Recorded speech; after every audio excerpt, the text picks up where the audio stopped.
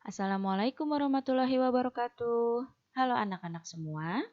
Hari ini kita akan belajar tema 6, subtema 1, pembelajaran ke-1 dengan muatan IPA dan bahasa Indonesia. Sebelum mulai belajar, kita berdoa terlebih dahulu ya. Berdoa dimulai.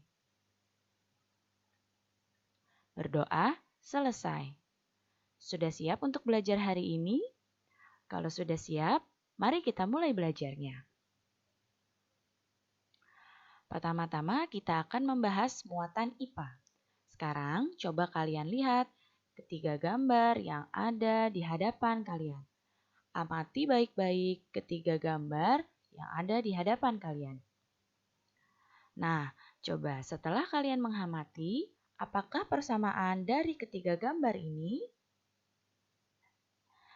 Ya, kita bahas satu persatu. Gambar yang pertama ini adalah gambar anak laki-laki yang sedang berjemur di bawah matahari pagi.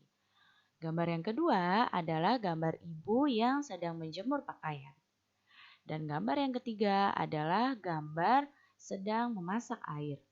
Nah, dari ketiga gambar ini, persamaannya adalah sama-sama menggunakan energi panas. Ya, jadi gambar yang pertama adalah anak laki-laki yang berjemur di bawah sinar matahari ini menggunakan energi panas dari sinar matahari. Begitu juga gambar yang kedua, ibu yang menjemur pakaian pun menggunakan energi panas dari matahari agar pakaiannya dapat kering. Dan gambar yang ketiga ini menggunakan energi panas dari api untuk membuat air dapat mendidih. Dalam kehidupan sehari-hari, manusia itu tidak dapat lepas dari kalor. Beragam aktivitas manusia berhubungan dengan kalor atau energi panas. Nah, sekarang apakah kamu tahu apakah itu kalor?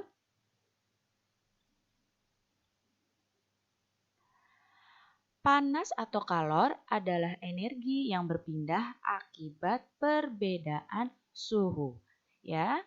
Nah, sumber energi panas adalah benda yang dapat menghasilkan energi panas.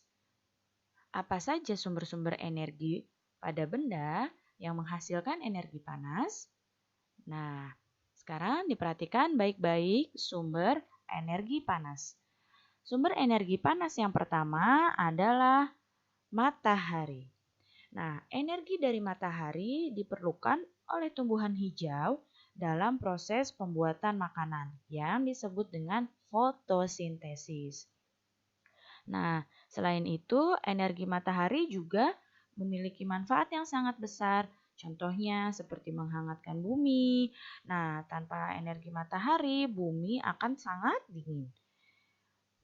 Kemudian, manusia juga dapat memanfaatkan energi panas dari matahari untuk mengeringkan pakaian, mengeringkan ikan, mengeringkan biji-bijian, dan juga membantu menguapkan air laut untuk menghasilkan garam. Kemudian, sumber yang kedua adalah api. Api ini adalah sumber energi panas yang lain. Banyak manfaat api bagi manusia. Api itu dapat menghangatkan tubuh kita dan juga dapat dimanfaatkan untuk memasak makanan. Sumber yang ketiga adalah listrik. Nah, saat ini listrik merupakan sumber energi panas yang praktis. Nah, energi dari listrik ini dapat diubah menjadi energi panas. Ada beberapa peralatan rumah tangga yang dapat menghasilkan energi panas dari listrik ini. Seperti contohnya setrika, itu mengubah energi listrik jadi panas. Kemudian ada dispenser, ada magicom, kemudian ada kompor listrik. Dan sumber energi panas yang selanjutnya ada gesekan antara dua benda. Nah, di sini ketika kamu kedinginan, kamu menggesekkan kedua tangan dan akan menjadi hangat, itu adalah contoh gesekan antara dua benda. Sekarang kita lihat gambarnya. Nah, ini ada contoh keluarga yang sedang Memanfaatkan energi panas matahari untuk menghangatkan tubuh bayi, kemudian untuk menghangatkan tubuh orang tuanya, dan juga untuk menjemur pakaian. Kemudian api. Nah, bisa kalian lihat di sini sumber energi panas api digunakan untuk memasak dan juga untuk menghangatkan tubuh dengan api unggun. Listrik di sini benda-benda yang mengubah energi listrik jadi panas. Contohnya adalah setrika dan magicom. Gesekan antara dua benda. Nah, telapak tangan kita jika digesekkan lama-lama akan terasa hangat. Kalau kita sedang dingin, biasanya otomatis kita akan menggesekkan kedua tangan untuk menghangatkan. Dan juga gesekan antara dua benda adalah contohnya antara batu. Batu ini jika digesekkan dapat mengeluarkan api. Jadi ini ya sumber-sumber energi panas yang ada di sekitar kita. Nah, kita lihat di sini ada dua orang anak yang sedang bercakap-cakap. Nah, di sini Siti mengetahui bahwa dia melihat orang zaman dahulu itu menggunakan dua buah batu untuk menghasilkan api. Dia membacanya dari buku. Nah, Udin mengatakan bahwa kita dapat mengetahui informasi-informasi seperti tersebut dengan membaca. Ya, membaca dari media cetak yang berisi informasi penting. Nah, sekarang kita akan masuk muatan bahasa Indonesia. Dalam kehidupan sehari-hari, banyak dijumpai teks pelajaran yang berupa informasi dari berbagai media cetak. Teks yang berisi penjelasan tentang berbagai peristiwa yang terjadi di sekitar kita itu disebut dengan teks eksplanasi. Bagaimana caranya memahami teks eksplanasi? Pertama-tama, kita harus membaca keseluruhan isi teks terlebih dahulu.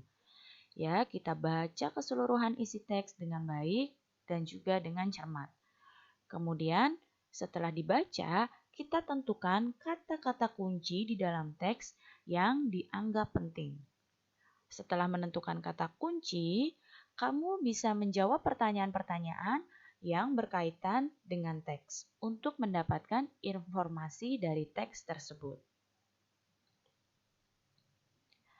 Nah, sekarang coba kalian perhatikan dan baca teks eksplanasi berikut ini.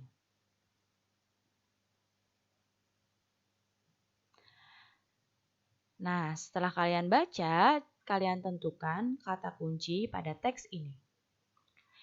Ya, kata kunci yang bisa kalian ambil adalah kalor dan suhu.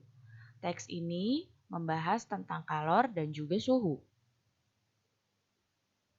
Sekarang kita akan menjawab pertanyaan dari teks eksplanasi ini untuk mendapatkan informasi dari teks ini. Yang pertama, apa yang dimaksud dengan kalor? Nah, kalor adalah salah satu bentuk energi yang dapat berpindah dari benda yang bersuhu lebih tinggi ke benda yang suhunya lebih rendah. Ini ya, ada di kalimat pertama jawabannya. Pertanyaan yang kedua, kapan kalor dapat berpindah? Nah, sekarang coba dibaca, dicari jawabannya.